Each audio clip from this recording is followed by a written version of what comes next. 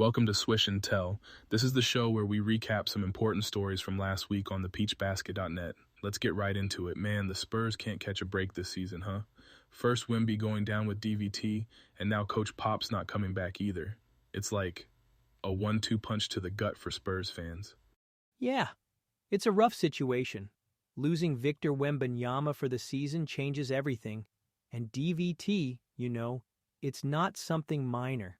The medical team acted fast, which is huge, but recovery means blood thinners, rest, and keeping him off the court for months. It's as much about his long-term health as it is about basketball. Right. And I get it, like, his health's got to come first. But for the Spurs, man, this totally flips the season on its head. How do you even begin to adjust without him? What do you think the game plan is now? Well, they're going to have to pivot their focus towards development. No doubt about that. With Wemby and Pop gone, it's about building the younger talent. You've got Stephon Castle and De'Aaron Fox stepping into more prominent roles. It's a chance for guys like them to step up.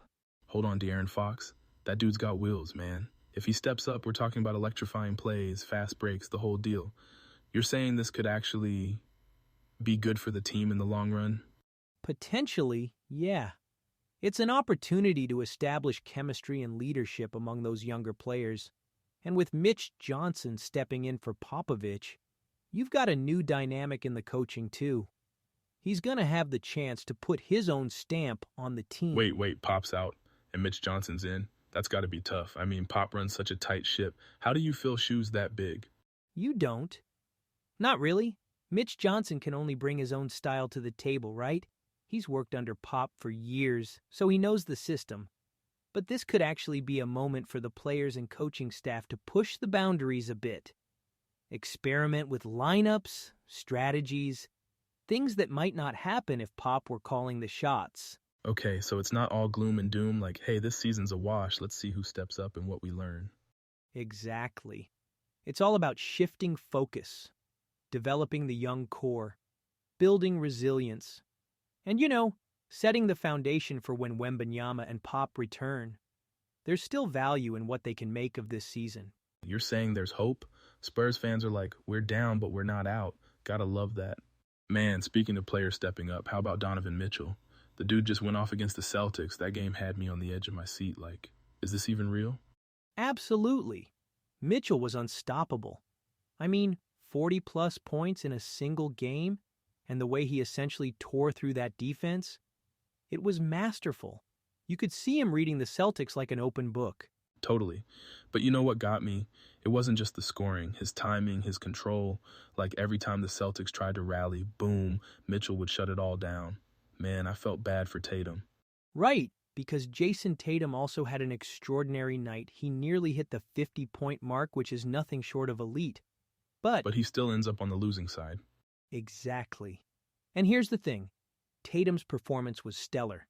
But the problem wasn't his effort. It was the defensive lapses from the Celtics overall. They couldn't contain Mitchell or adjust fast enough to stop the Cavaliers from seizing the momentum. Adjustments, man, that's the word right there. Which brings me to the real question.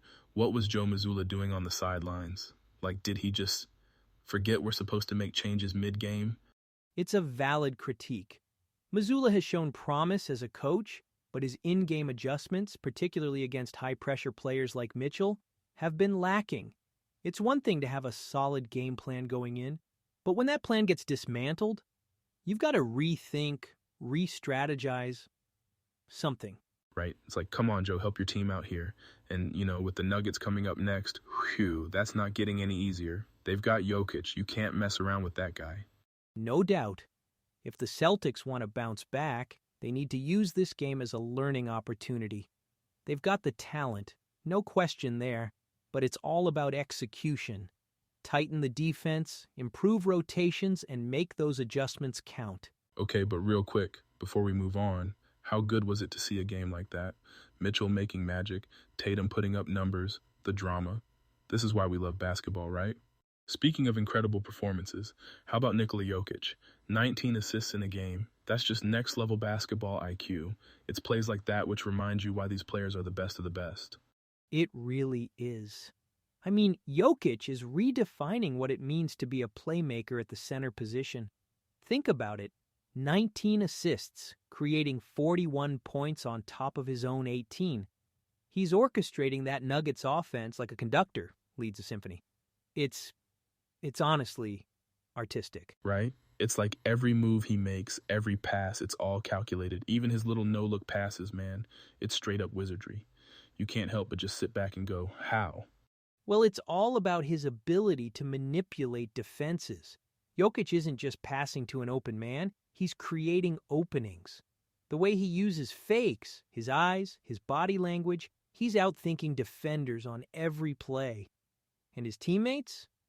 They've built such a deep chemistry with him that they know exactly where to be. Exactly. It's that trust, man. And, it gets me thinking, have we ever seen a big man this good at playmaking? Like, I love Tim Duncan and all, but Jokic is out here making passes that, I swear, even some guards can't pull off.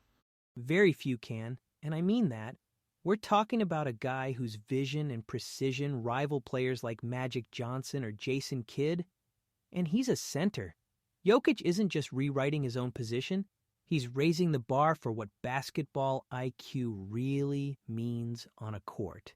And what about those angles he finds? Like, how does he see things no one else can? It's wild. It's innate. His ability to anticipate not just his teammates' movements, but where defenders will be is almost, clairvoyant. It's like watching someone play chess while everyone else is just playing checkers. Man, chess is right. This is the kind of stuff that makes basketball so much more than a sport, right? It's art. Jokic is like Picasso out there.